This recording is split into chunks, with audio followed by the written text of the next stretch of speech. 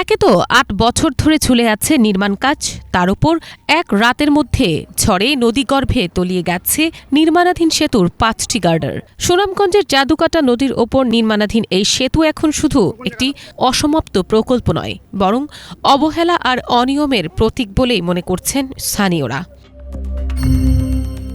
গেল শনিবার রাত 11:30টার দিকে কালবৈশাখী ঝড় আঘাত হানে জাদুকাটা নদী এলাকায়। ঝড়ের সময় বিকট শব্দ শুনতে পান আশেপাশের মানুষ। সকালে দেখা যায় সেতুর ৫টি বিশাল গার্ডার গায়েব হয়ে গেছে। তবে আশেপাশে বড় ধরনের কোনো ক্ষয়ক্ষতি না থাকায় ঘটনাটি নিয়ে জনমনে তৈরি হয়েছে নানান প্রশ্ন। মানে কি এটা বাতাসে ফালছে নাকি নৌকায় ফালাইছে নাকি এটা তো আমরা বলতে পারি না। রাত্রের বেলা কর্তৃপক্ষ বলছে বাতাসে পড়ে না, এটা বাতাসে পড়ে না, এটা ইঞ্জিনিয়ারিংরা কাজ দুর্বল করছে তাই পড়েছে। এটা ব্রিজের পাশে আমাদের দোকান আছে, আমাদের দোকানের কোনো ক্ষয়ক্ষতি হয়েছে না। তাহলে এগুলা কি এত টাকার ব্রিজের গাটার এগুলা কি পড়ে যাবে, এটা কেউ বিশ্বাস করবে? এটা তো জিনে ফালাইবার কোনো কথা না, তারা মানুষের ফালাইবার কোনো আছে, মানুষ ফালাইতে মানুষই ফালাইছে। যে কোনো একটা কিছু আছে, আপনারা তদন্ত করুন, তদন্ত করলেই তো বাইরে। স্থানীয় সরকার প্রকৌশল অধিদপ্তরের অধীনে ২০১৮ সালে ৮৫ কোটি টাকা ব্যয়ে ৭৫০ মিটার দীর্ঘ জাদুকাটা সেতুর নির্মাণ কাজ শুরু হয়। কাজ পায় তমা কনস্ট্রাকশন কোম্পানি লিমিটেড। প্রতিষ্ঠানটির মালিক আতাউর রহমান মানিক বিগত সরকারের মন্ত্রী মির্জা আজমের ঘনিষ্ঠ হিসেবেই এলজিইডি দাপিয়ে বেড়াতেন বলে অভিযোগ রয়েছে। জাদুকাটা সেতু সহ সোমেশ্বরী সেতু ও তাহিরপুরের ডাম্পের বাজার সেতুর কাজও পেয়েছিল তার প্রতিষ্ঠান। সেই কাজগুলো ঝুলে আছে ৮ বছর ধরে।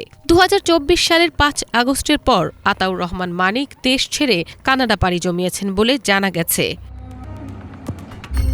স্থানীয়দের অভিযোগ, বছরের পর বছর কাজ ফেলে রাখায় সেতুটি নড়বড়ে হয়ে পড়ে। এর আগেও নৌযানের ধাক্কায় একটি গার্ডার নদীতে পড়ে যায়। ২ দিন পরে পরে ফিলার ভেঙে দেবো, ইটা ভেঙে দেবো, ইটা ভেঙে দেবো। এই বিষয়টা যাতে তারা নিজে আয়া তদারক করে দেখে যে এটা কিতা মানে মানুষই করছে, ক্ষতি করছে নাকি জিনিস ভাঙছে নাকি করছে, এটা যাতে তারার মতো দেখে এই বিষয়টা করে। এই ব্রিজটা যে সময় সীমার ভিতরে তারা নির্ধারিত করছিলেন, অনেক সময় পার হয়ে গেছে গা, কিন্তু এই ব্রিজের কাম অল্প সময় করতে পারতো তারা, কিন্তু তাদের অবহেলার কারণে তারা এই দীর্ঘস্থায়ী করছে। সম্প্রতি ঠিকাদারি প্রতিষ্ঠানের সঙ্গে চুক্তি বাতিল করে কর্তৃপক্ষ। এরপরই গার্ডারের নিচের শাটারিং খুলে নেওয়ায় সেগুলো আরও ঝুঁকিপূর্ণ হয়ে পড়েছে বলে জানায় এলজিইডি। দায়িত্বপ্রাপ্ত প্রকৌশলীর দাবি, ঝড়ের কারণে গার্ডারগুলো নদীতে পড়ে গেছে, তবে চূড়ান্ত মিল থেকে ক্ষতিপূরণ আদায় করা হবে বলেও জানান তিনি।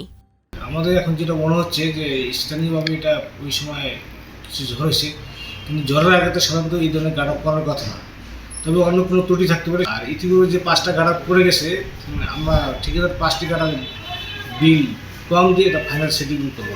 জেলা সদরের সঙ্গে তাহিরপুর, মধ্যনগর ও ধর্মপাশার মানুষ সহজ যোগাযোগের স্বপ্ন দেখেছিল এই জাদুকাটা সেতুর মাধ্যমে, কিন্তু বছরের পর বছর ধরেও কাজ শেষ না হওয়ায় সেই স্বপ্ন এখন পরিণত হয়েছে ক্ষোভ আর হতাশায়। নির্মাণাধীন সেতুর অসমাপ্ত কাজ দ্রুত সমাপ্ত হবে, এমনটাই প্রত্যাশা স্থানীয়দের। Bangla vision news desk.